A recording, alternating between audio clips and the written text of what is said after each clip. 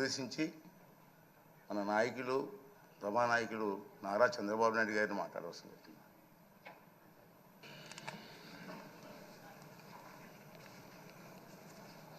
అధ్యక్ష,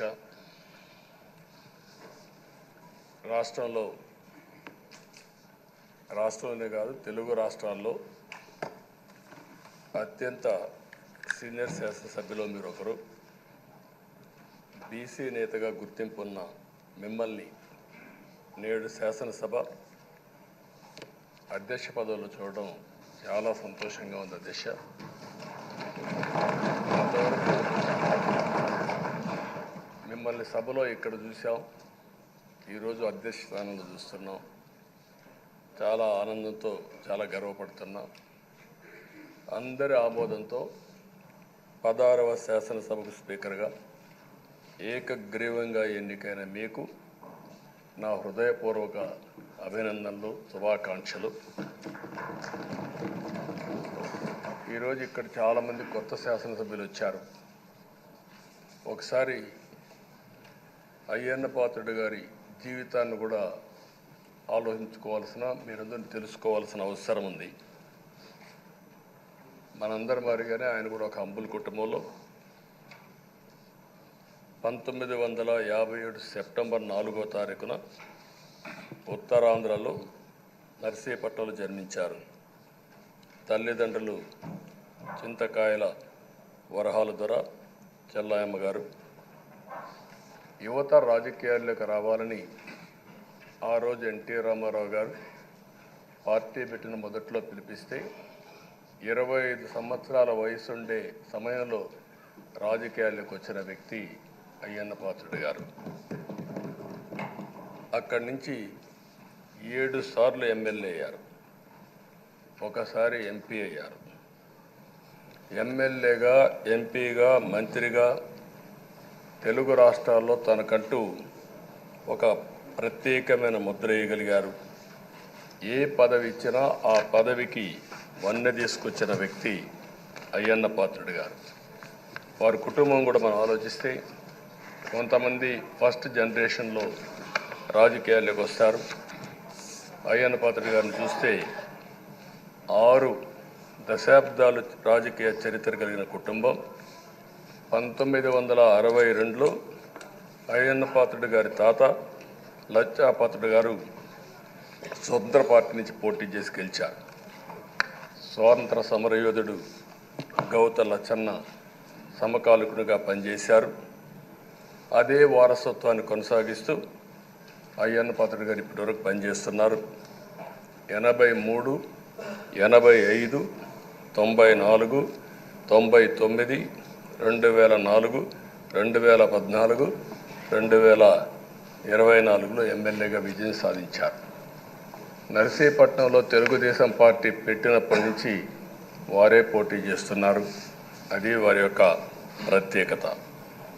7 సార్లు ఎమ్మెల్యే గెలవడం, 16 సంవత్సరాలు మంత్రిగా పనిచేయడం, 1996లో అనకాపల్లి ఎంపీగా గెలుపొంది 2 సంవత్సరాలు అక్కడ పనిచేయడం, తెలుగుదేశం పార్టీ పాలిట్ బ్యూరో సభ్యుడిగా 10 ఏళ్ళు పనిచేశారు. టెక్నికల్ ఎడ్యుకేషన్, రోడ్లు, భవనాల శాఖ, అటవీ శాఖ, పంచాయతీరాజ్ శాఖ మంత్రిగా బాధ్యతలు నిర్వహించారు. 3 సార్లు R&B మినిస్టర్గా పనిచేశారు. అదేవిధంగా మనం ఒకసారి చూస్తే ఎప్పుడూ పోరాట యోధుడు, రాజీ పడని నాయకుడు, ఒక విశిష్టమైనటువంటి లక్షణాలుండే వ్యక్తి. తెలుగు రాష్ట్రాల్లో ఏ మారుమూల ఎవరిని అడిగినా అయ్యన్న పాత్రుడు గారిని గురించి చెప్తారు. 66 సంవత్సరాలు, ఇప్పుడు కూడా ఫైర్ బ్రాండే, చనిపోయే వరకు ఫైర్ బ్రాండ్గానే ఉంది. ఎక్కడ దాంట్లో రాజీనే లేదు. అదే మరి ఇంకొక పక్కన చూస్తే తనకంటూ ఒక ఇమేజ్. అదే సమయంలో లాయల్టీ ఫ్యాక్టరీలో కరుడు గట్టిన పసుపు యోధుడుగా పార్టీలో ఇంతవరకు ఉంటారు, ఎప్పటికీ ఉంటారు. అది ఆయన ప్రత్యేకత. నీతి, నిజాయితీ, నిబద్ధత, ఇవన్నీ ఉణికిపుచ్చుకొని రాజకీయం చేశారు. 42 సంవత్సరాలు. ఇప్పుడు చాలామంది ఫస్ట్ టైం వచ్చేవాళ్ళు ఉన్నారు, కొంతమంది రెండోసారి వచ్చేవాళ్ళు ఉన్నారు. 42 సంవత్సరాలు ఒక నియోజకవర్గం అంటిపెట్టుకొని నర్చర్ చేసి 7 సార్లు గెలవడం అనేది ఒక అరుదైన అనుభవం. చాలామందికి 2-3 సార్లుగా ఫెట్టెక్కి వస్తుంది. అక్కడి నుంచి మనుషులు మారిపోతూ ఉంటాం. అలాంటి సందర్భంలో ఎప్పుడు కూడా రాజీ పడకుండా పనిచేశారు. 42 సంవత్సరాలుగా పసుపు జెండాను మోస్తూనే ఉన్నారు. పార్టీని కన్న తల్లిగా భావించే నాయకుడు, పోరాట యోధుడు. ఎప్పుడు కూడా రాష్ట్రంలో అభివృద్ధి చేయడమే కాకుండా ఉత్తరాంధ్ర అభివృద్ధి కోసం, ప్రత్యేకంగా విశాఖపట్నం అభివృద్ధి కోసం ఎనలేని కృషి చేసిన నాయకుడు అయ్యన్న పాత్రుడు గారని చెప్పి కూడా నేను మీకు తెలియజేస్తున్నాను. ఇంకొక పక్కన ఉత్తరాంధ్ర సుజల స్రవంతి, విశాఖపట్నం, విజయనగరం, శ్రీకాకుళం నీళ్లు కావాలి, గోదావరి నీళ్లు రావాలి, ఆ ప్రాంతం కూడా బాగుపడాలి, మా కరువు ప్రాంతానికి నీళ్లు కావాలని వెనకబడి క్యాబినెట్ మినిస్టర్గా దాన్ని శాంక్షన్ చేయించిన వ్యక్తి అయ్యన్న పాత్రుడు గారు. దానికి మనస్ఫూర్తిగా అభినందిస్తున్నాను. అందరికి కూడా కష్టాలు వస్తూ ఉంటాయి. ఆయన రాజకీయ జీవితంలో ఎప్పుడూ పడనటువంటి ఇబ్బందులు గత 5 సంవత్సరాలు పడ్డాడు. మామూలుగా కూడా కాదు, తన ఇంట్లోకి 100 మంది పోలీసులు పంపించారు, గోడలు పగలగొట్టారు, రాత్రిపూట భయంకరమైన వాతావరణాన్ని క్రియేట్ చేశారు. ఒక స్టేషన్లో కాదు, అనేక పోలీస్ స్టేషన్లో కేసులు పెట్టారు. రాత్రుల్లో దేశపోయి స్టేషన్ టు స్టేషన్ తిప్పారు. ఎక్కడా భయపడలా, ధైర్యంగా ఉన్నాడు. 23 కేసులు పెట్టారు. అందులో దగ్గర 10 కేసులు ఒక సిఐడిని పెట్టారు. అయితే రాజీ లేని పోరాటం చేసి మనోనిబ్బరంతో ముందుకు పోయిన వ్యక్తి. కడాన మనందరం గుర్తుపెట్టుకోవాల్సింది, 60 సంవత్సరాలు, 62-63 సంవత్సరాలు ఉండే వ్యక్తి పైన అత్యాచారం కేసు కూడా పెట్టారు. ఇవన్నీ కాకుండా అంటే ఎలాంటి పాలకులు ఉన్నారు, ఎలాంటి జరుగుతాయి అనేదానికి ఒక ఉదాహరణ ఇవన్నీ జరిగాయి. అయితే ఒక్క విషయం ఉండే సభ్యులందరికీ విజ్ఞప్తి చేస్తున్నాను. ప్రతి ఒక్క నాయకుల్లో కూడా ఒక స్ఫూర్తిదాయకమైన సంఘటనలు ఉంటాయి, అందుకే ఇన్నిసార్లు గెలుస్తారు. అలాంటి మన అయ్యన్న పాత్రుడు గారిలో ఉండే మంచి పాజిటివ్ పాయింట్స్ అన్నీ కూడా మీరు కూడా ఆలోచించుకోవాల్సిన అవసరం ఉంది. ఒక వ్యక్తి చట్టసభకు రావడం ఒక అరుదైన గౌరవం, ఇది ఒక అవకాశం. కొన్ని లక్షల మందిలో ఆ అవకాశం మనకు వస్తుంది. ఆ అవకాశంతోనే మనం అందరం ఇక్కడికి వచ్చాం. అయితే మనం అందరం గుర్తుపెట్టుకోవాల్సింది, మనల్ని ఎంపిక చేసిన ప్రజలకి ఏం చేయాలి, తాత్కాలికంగా ఏం చేయాలి, ఒక టైం బౌండ్ ప్రోగ్రాంలో ఏం చేయగలుగుతాం, దీర్ఘకాలంలో ఏం చేయగలుగుతామో మనం అందరం ఆలోచించుకుని అలాంటి సమస్యల్ని పరిష్కారం చేయాల్సిన బాధ్యత మనందరి పైన ఉంది. అంతేకాకుండా ఈరోజు ఎక్కుండే ఎమ్మెల్యేలందరినీ కోరుతున్నాం, మనందరి పైన ఒక పవిత్రమైన ఉన్నతమైన బాధ్యతని తెలుసుకొని నడవాల్సిన అవసరం ఉంది. చట్టసభల్లో సభ్యుల ప్రవర్తన, వ్యాఖ్యలు, చర్చలు, మనం ఏదో ఇక్కడ అపోజిషన్ ఉంటే అపోజిషన్కే జవాబుదారితనం, వాళ్ళ మీద మాట్లాడాలనే ఆలోచన కాకుండా మనం మాట్లాడే విషయాలు రాష్ట్రం మొత్తం ప్రజలంతా వాచ్ చేస్తూ ఉంటారు. మీ నియోజకవర్గంలో ఉండే ప్రజానీకం వాచ్ చేస్తారు, రాష్ట్రమంతా వాచ్ చేస్తారు. ఒక సభ్యుడిగా మీరు సమర్థవంతంగా పనిచేస్తే ఎక్కడ లేని గౌరవం వస్తుంది. దానికి మనందరం కృషి చేయాల్సిన అవసరం ఉంది. అయితే ఓసారి బాధేస్తుంది, గడిచిన 5 సంవత్సరాలు శాసనసభ అంటే చాలా భిన్నంగా నడిచింది. ఎంతో పవిత్రమైన శాసనసభను గత ప్రభుత్వం ఒక వికృతమైన పోకడలు, నీచ రాజకీయాలు, వ్యక్తిత్వ హననానికి ఒక వేదికగా చేశారు. ఇదే అసెంబ్లీలో దూషణలు, బూతులు, వెక్కిరింతలు, కక్ష సాధింపులు, మైకు లేకుండా పోవడం ఒకటి కాదు, చాలా సమస్యలు వచ్చాయి.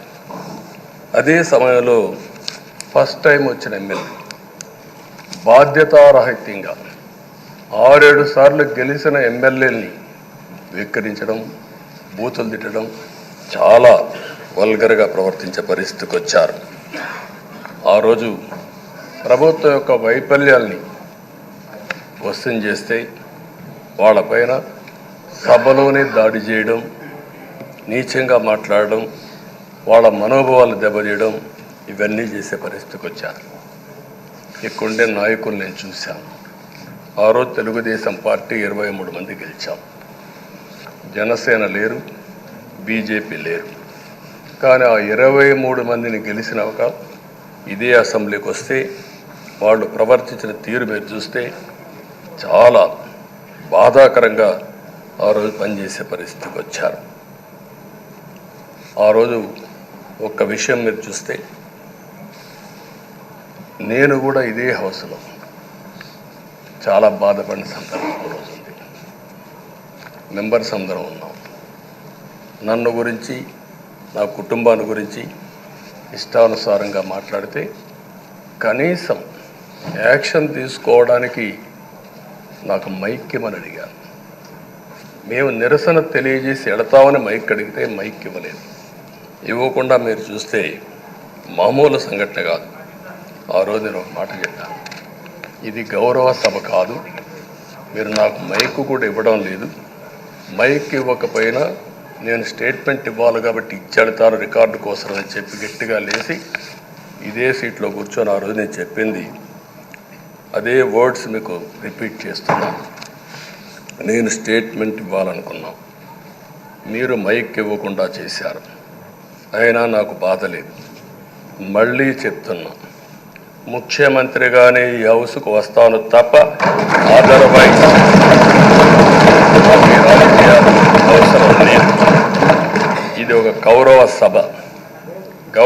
సభ కాదు. ఇలాంటి గౌరవ సభలో నేనుండనని మరొక్కసారి చెప్తూ మీకు నమస్కారం. ప్రజలకు విజ్ఞప్తి చేస్తున్నా, నా అవమానం మీరు అందరూ అర్థం చేసుకొని నిండు మనసుతో ఆశీర్వదించాలని కోరుతూ ఈ సభ నుంచి వాకౌట్ చేస్తున్నానని చెప్పి వాకౌట్ చేసి బయట ప్రెస్ కాన్ఫరెన్స్ పెట్టాను. ఎందుకు ఈ విషయం చెప్తున్నానంటే, నా జీవితంలో ఇది 9వసారి నేను ఎమ్మెల్యే. ఈ రాష్ట్రంలో తెలుగు జాతిలో నాకు వచ్చిన అవకాశాలు ఏ నాయకుడికి రాలేదు. 14 సంవత్సరాలు ముఖ్యమంత్రిగా పనిచేశాను. ఇప్పుడు మళ్ళీ ముఖ్యమంత్రి అయ్యాను. 15 సంవత్సరాల పొజిషన్ పార్టీ లీడర్గా పనిచేశాను. కానీ తిరుపతిలో నా పైన దాడి జరిగింది. 24 క్లేమోర్ మైన్స్ నా మీద బ్లాస్ట్ చేశారు. ఆ రోజు కూడా నా కళ్ళలో నీళ్ళు రాలేదు.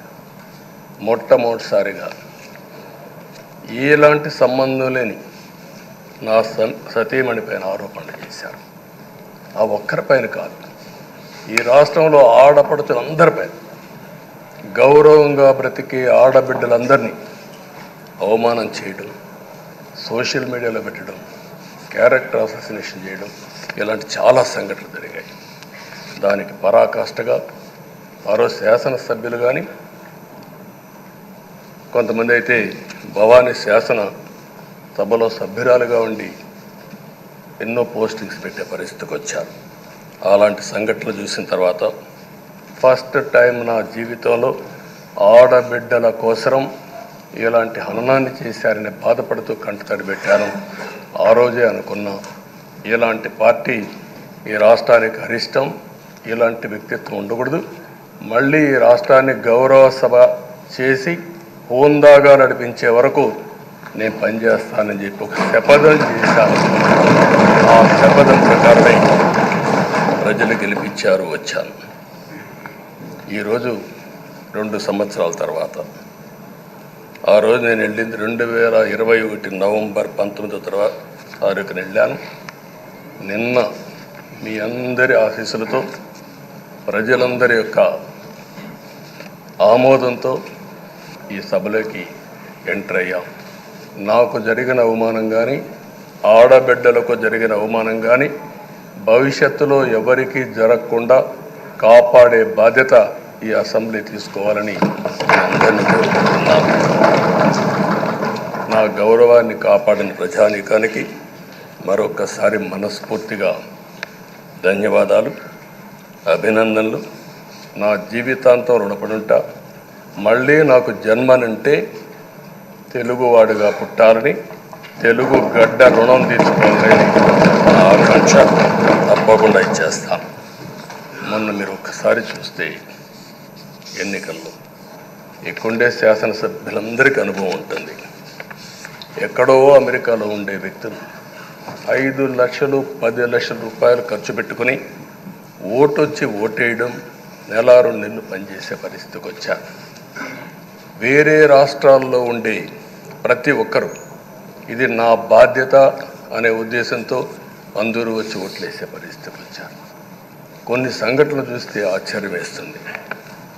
హైదరాబాద్ నుంచి ఎన్నికల ముందు రోజున 55 ట్రైన్లు వేశారు. 55 ట్రైన్లో ఫుట్పాత్ల పైన నిలబడుకొని వచ్చారు. ఏసీలో ఫుల్గా, మామూలుగా ఏసీ అంటే ఒక ప్రెషర్ ఉంటుంది, ఎక్కువ మంది ఉంటే గాలి ఆడదు. అయినా కూడా లెక్క పెట్టుకోకుండా వచ్చారు. వీళ్ళందరినీ మనం పిలిస్తే రాలా, మనం ఆర్గనైజ్ చేస్తే రాలా. కానీ ప్రజలు గెలవాలి, ఈ రాష్ట్రాన్ని కాపాడుకోవాలని పిలిపిచ్చాం. ఎన్డీఏ, పవన్ కళ్యాణ్ గారు, బీజేపీ, తెలుగుదేశం ముగ్గురం కలిసి దాంతో స్పందించి పెద్ద ఎత్తున ప్రతి ఒక్కరూ మా బాధ్యతను వచ్చారు. అదే మాదిరిగా పేదవాడు భోజనం తెచ్చుకొని బస్సుల్లో వచ్చి ఓటేసి మళ్ళీ వెళ్ళారు. అంటే అంత అభిమానం చూపించారు. వాళ్ళ రుణం తీర్చుకోవాల్సిన బాధ్యత ఈ సభ పైన ఉందని చెప్పి మీ అందరికీ తెలియజేస్తున్నా. ఆ బాధ్యతని మన కళ్ళ ముందు ఎప్పుడూ కనపడవలసిన అవసరం ఉంది. ఈరోజు రాష్ట్రం విధ్వంసమైన రాష్ట్రాన్ని మళ్ళీ గాడిన పెట్టాలి. మంత్రులందరం ప్రమాణ స్వీకారం చేశాం, పవన్ కళ్యాణ్ గారు అందరం కూడా చేశాం. కానీ ఈరోజు ఒక్కసారి ఆలోచిస్తే ఎక్కడున్నామో తెలియని పరిస్థితి, ఎంత అప్పు ఉందో తెలియని పరిస్థితి, చాలా సమస్యలు ఉన్నాయి. అయితే ప్రజలు మంచి ఎమ్మెల్యేలు ఎన్నుకున్నారు. నేను కానీ, పవన్ కళ్యాణ్ గారు కానీ, బీజేపీ కానీ, అగ్రనాయకత్వం అందరం కూడా, నరేంద్ర మోడీ గారితో సహా ఇంకొక పక్క అమిత్ షా గారు అందరం కూడా మీటింగ్లు పెట్టినప్పుడు చాలా స్పష్టంగా హామీలు ఇచ్చాం. అవి నమ్మారు, మనలందరినీ ఎంపిక చేసుకున్నారు. మీరందరూ కలిసి ఒక మంచి వ్యక్తిని, రాజకీయాల్లో గౌరవాన్ని కాపాడే వ్యక్తిని, పార్టీని నమ్ముకున్న వ్యక్తిని మీరు ఎన్నుకున్నారు. ఈరోజు మనందరం కూడా గుర్తుపెట్టుకోవాల్సింది, ఇక్కడికి వచ్చినప్పుడు అవతల పార్టీ వాళ్ళు కూడా మనం ఎగతాళి చేయాల్సిన అవసరం లేదు. ప్రజలు పనిష్మెంట్ ఇచ్చారు. ఇదే హౌస్లో నేను చూశాను, 23 సీట్లు మాకు వచ్చాయి. నేను బాధపడ్డాము. కానీ ప్రజాస్వామ్యాన్ని గౌరవించాలనే ఉద్దేశంతో ప్రజాస్వామ్యుతంగా పనిచేశాం. 23వ తారీఖు ఎన్నికల రిజల్ట్స్ వస్తే దాన్ని వక్రీకరించి 23వ తారీఖున దేవుడు రాసిన స్క్రిప్ట్ ఇది, మీకు 23 సీట్లు వచ్చాయని మాట్లాడారు. ఇప్పుడు నేను అడుగుతున్నా, కూటమికి 164 సీట్లు వచ్చాయి. 1, 6, 4 కూడుకుంటే 11 వస్తుంది. రాష్ట్రంలో దగ్గర 1631 రోజులు అమరావతి రైతాంగం ఆడబిడ్డలు ఉద్యమం చేశారు. ఆ 4 నెంబర్లు కలుపుకుంటే 1, 6, 3, 1 కలుపుకుంటే 11 వస్తుంది. అంటే ఇది కూడా భగవంతుడి స్క్రిప్ట్ అయినా కూడా నేను మాట్లాడడం లేదు, నేను కామెంట్ చేయడం లేదు. ఈరోజు ఉంటే వాళ్ళకు కూడా అర్థమయ్యేది. వాళ్ళు ఉండకుండా పోవడం అనేది వాళ్ళ పిరికితనం తప్ప ఇంకోటి కాదని చెప్పి కూడా నేను మీకు తెలియజేస్తున్నా.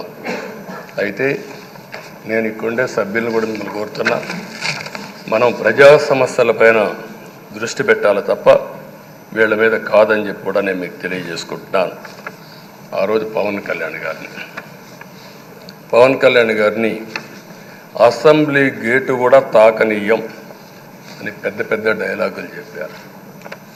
21 సీట్లలో పోటీ చేస్తే 21 సీట్లని గెలిపించిన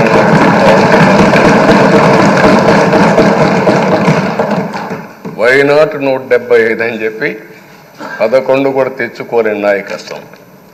అంటే ఏ విధంగా మాట్లాడారు అనేదానికి ఇది ఒక ఉదాహరణ. ఆ రోజు పవన్ కళ్యాణ్ గారు చాలాసార్లు, నేను కూడా అన్నాను, బయట చాలామంది అభినందించారు.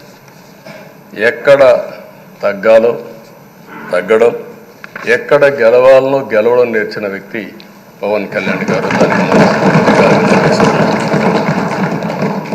ఈరోజు మనందరం కూడా గుర్తుపెట్టుకోవాల్సింది, రాజకీయాల్లో సుదీర్ఘమైన రాజకీయాల్లో ఉన్నాం. మొత్తం కలిసి 16వ సభ. మీ అందరికంటే సీనియర్ మోస్ట్ నేను. 8 + 1 9వసారి, అంటే 16 సభల్లో 16వ సభ 9 సభల్లో ఉన్నాను. అంటే అన్ని సభలను చూశాను. నా జీవితంలో ఎప్పుడూ చూడని సభ మొన్న జరిగిన సభ, 15వ శాసనసభ. కానీ ఇప్పుడు నేను కోరుకునేది మీ దగ్గర నుంచి, అది ఒక చెడు సభ కింద, ఒక కౌరవ సభ కింద మనం భావించాం. కానీ అత్యున్నతమైన సభగా 16వ శాసనసభని నిర్వహించే బాధ్యత మనందరిపైన ఉంది. గౌరవప్రదంగా నిర్వహించాలి. అదే సమయంలో ఇక్కడుండే ప్రతిపక్షాల దృష్టిలో పెట్టుకొని కాదు, 24 గంటలు మనం ప్రజలతో ఉండాలి. ప్రజాప్రభుత్వంగా ప్రజలకు జవాబుదారితనంగా ఉండాల్సిందిగా నేను మిమ్మల్ని అందరినీ కోరుకుంటున్నా. ఈరోజు మనందరికీ అధికారం ఇవ్వడం కాదు, అతి ముఖ్యమైన బాధ్యత ఇచ్చారు. ఈ రాష్ట్రాన్ని మళ్ళీ ఘాటున పెట్టమని మనతో మాట్లాడారు, మనకు చెప్పారు. ఎప్పుడు కూడా నేను ఒకటే భావిస్తాను, ప్రజా జీవితాలను మార్చే శక్తి ప్రభుత్వ విధానాలకు ఉంటుంది. ఆ ప్రభుత్వ విధానాలకు రూపకల్పన చేసే సభ ఈ చట్టసభ. ఈ విషయం ప్రతి ఒక్కరూ గుర్తుపెట్టుకోవాల్సిన అవసరం ఉంది. ఈరోజు మనం చేసే పని ఈరోజు ప్రజల భవిష్యత్తే కాకుండా భావితరాల భవిష్యత్తు కూడా నిర్ణయిస్తుంది. ఈరోజు భారతదేశం 91లో ఆర్థిక సంస్కరణలు వచ్చాయి. ఒక తెలుగు బిడ్డ పివి నరసింహరావు గారు ఆర్థిక సంస్కరణలు ప్రవేశపెట్టారు. ఈరోజు భారతదేశం ముందు చాలా వరకు అభివృద్ధి అయ్యే పరిస్థితి వచ్చింది. ఆయన ప్రవేశపెట్టిన ఆర్థిక సంస్కరణను నేను ఆదర్శంగా తీసుకొని ఆ రోజు ఉమ్మడి ఆంధ్రప్రదేశ్లో అనేక పాలసీలు తీసుకొచ్చాం, సంస్కరణలు తీసుకొచ్చాం. ఐటీ, విద్య, పాలనా రంగం, ఇన్ఫ్రాస్ట్రక్చర్, ఇవన్నీ మనం తీసుకొచ్చాం. ఎన్నో డికేడ్స్ కాదు, 25 సంవత్సరాల్లో దాని యొక్క ప్రభావం మనం అందరి ముందు కనపడుస్తుంది. ఈరోజు హైదరాబాద్ నగరం వన్ ఆఫ్ ది బెస్ట్ సిటీగా ఉందంటే 25 ఏళ్లకు మనకు తీసుకున్న నిర్ణయాలే కారణం. ఈరోజు నేను అందరినీ ఒకటే కోరుతున్నా, మీ అందరినీ, ఈరోజు భారతదేశం 5వ అతిపెద్ద ఆర్థిక వ్యవస్థ. ఇంకొక 4-5 సంవత్సరాల్లో ఎన్డీఏ ఆధ్వర్యంలో 3వ అతిపెద్ద ఆర్థిక వ్యవస్థగా తయారవుతుంది. 2047 వికసిత్ భారత్ ఎన్డీఏ నరేంద్ర మోడీ గారి కల అయితే, వికసిత్ ఆంధ్రప్రదేశ్ మనందరి కల కావాల్సిన అవసరం ఉంది. నాకు ఏమాత్రం అనుమానం లేదు, భారతదేశం ప్రపంచంలో అగ్రస్థానానికి వెళ్తాం. నెంబర్ 1 కానీ నెంబర్ 2 కానీ ఉంటాం. అదే సమయంలో మనందరి ఆశయం, మనం చేసే చట్టాలన్నీ కూడా తెలుగువారు ప్రపంచంలోని నెంబర్ 1గా ఉండాలని, ఆంధ్రప్రదేశ్ని జీరో పావర్టీ స్టేట్గా తయారు చేసి ఆర్థిక అసమానతలు తగ్గించే విధానానికి ఈ సభ శ్రీకారం చుట్టాలని కోరుకుంటూ, దానికి అయ్యన్న పాత్రుడు గారి అధ్యక్షతన మనం ముందుకు పోవాలని చెప్పి మనస్ఫూర్తిగా కోరుకుంటున్నాను. ఇంకొక పక్క ఈరోజు మీరందరూ కూడా గుర్తుపెట్టుకోవాల్సింది, ఈ సభలో దూషణలు, వెకిలి చేష్టలు అవి కాకుండా ఊందాతనంతో ప్రతి ఒక్కరం కూడా ముందుకు పోయే విధంగా కార్యక్రమాన్ని తీసుకుపోవాల్సిందిగా నేను కోరుతున్నాను. 16 సభలు మనం చూసాం. ఈ 16 సభలు మీరు చూస్తే ఆంధ్రప్రదేశ్ శాసనసభ హేమీలు వచ్చారు. అందులో టంగుటూరి ప్రకాశం పంతులు, ఎన్జి రంగా, నీలం సంజీవరెడ్డి, బెజవాడ గోపాల్ రెడ్డి, తెన్నేటి విశ్వనాథం, గౌత లచ్చన్న, పివిజి రాజు, పుచ్చలపల్లి సుందరయ్య, అయ్యదేవర కాళేశ్వరరావు, చండ్ర పుల్లారెడ్డి, వావిలాలు గోపాలకృష్ణయ్య, మోటూరి హనుమంతరావు, గుంటూరి బాపనయ్య, కాకాని వెంకటరత్నం లాంటి ఉద్దండులందరూ వచ్చారు. వీళ్ళు కాకుండా పివి నరసింహారావు ఈ రాష్ట్రంలోనే పుట్టి కేంద్రం నుంచి ఆర్థిక సంస్కరణలు తీసుకొచ్చారు. ఇంకో పక్కన ఎన్టీ రామారావు గారు, ఒక చరిత్ర సృష్టించిన యుగ పురుషుడు ఎన్టీ రామారావు గారు. వీళ్ళందరూ మనకు ఆదర్శం కావాలని మనస్ఫూర్తిగా కోరుకుంటున్నాను. అందుకని ఈరోజు ఒక పక్కన చూస్తే చట్టసభల విలువ తెలిసిన వ్యక్తి అయ్యన్న పాత్రుడు గారు. అనేక సందర్భాల్లో ఒక్కోసారి ఆవేశాలు మెంబర్లో వచ్చాయి. అవన్నిట్లో మీరు కూడా భాగస్వాములుగా ఉన్నారు. కానీ ఈరోజు నేను కోరుకునేది మీ ఆధ్వర్యంలో రాజ్యాంగ స్ఫూర్తి నిలుస్తుందని, ప్రజాస్వామ్యాన్ని కాపాడతారని, ఈ సభ హోందాగా నడుస్తుందని దాంట్లో నాకు ఏమాత్రం అనుమానం లేదు. ఆ నమ్మకం ఉంది. దానికి మరొక్కసారి మీ యొక్క ఆధ్వర్యంలో భగవంతుడు అన్ని విధాల మీకు ఆ శక్తినివ్వాలని, తప్పకుండా ఈ అసెంబ్లీ సెషన్స్లో ఈ 5 ఏళ్లలో రాష్ట్రానికి కొన్ని సమస్యలు ఉన్నాయి. వాటి మీద ఎక్కువ మనం ఫోకస్ పెట్టాల్సిన అవసరం ఉంది. రాజధాని కట్టుకోవాలి, పోలవరం పూర్తి చేసుకోవాలి, నదుల అనుసంధానం చేసుకోవాలి, పెట్టుబడులు రావాలి, మౌలిక సదుపాయాలు కలిగించాలి, బీసీలకు, బడుగు బలహీన వర్గాలకు న్యాయం చేయాలి. ఏది చేసినా పేదవాళ్ళ దృష్టిలో పెట్టుకొని ఈ అసెంబ్లీ చేసేటప్పుడు మీ అపారమైన అనుభవాన్ని మీరు ఉపయోగించుకొని ఈ సభను సక్రమైన దారిలో నడిపించేదానికి మీరు దోహదం చేయాల్సిందిగా మిమ్మల్ని అందరినీ కోరుకుంటూ, ఈరోజు మీరేసే మీ ఆధ్వర్యంలో జరిగే చర్చలు